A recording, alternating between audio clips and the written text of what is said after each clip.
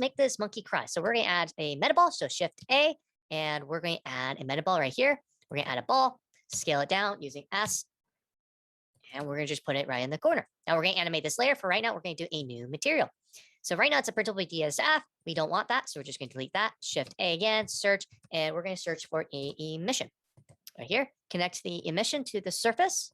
Okay. Shift A, search. We want to search for a texture coordinate. Shift A, search. We want to search for a mapping node. Shift A, search. We want a normal. So what's going to happen is the texture coordinate is going to generate the normal maps for us.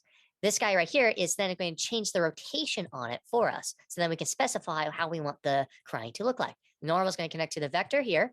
And the very last thing we need to do is add a color ramp. So Shift A, search. We're going to search for color. So color ramp, connect vector to factor. Now color to color.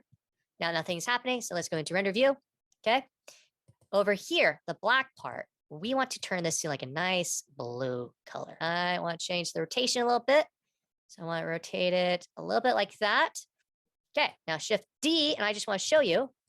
And just like that, now it looks like the monkey's crying. Okay, so we have the material set up. Now we got to animate this. So let's go to animation. Okay, so animation workspace. And let's go ahead and delete these guys. And now what I'm going to do is I'm going to turn on the auto keying, right? The auto keying button's down here. Shift D here, right here. Okay. So let's just go by a little bit, Shift D again, and we're just going to grow it. Because the way that the anime tiers kind of work is these grow over time, which is the beautiful part of the metaball. Because as you can see, it actually looks like it's growing. And there we go. Now we have a crying monkey. Hope you enjoyed that.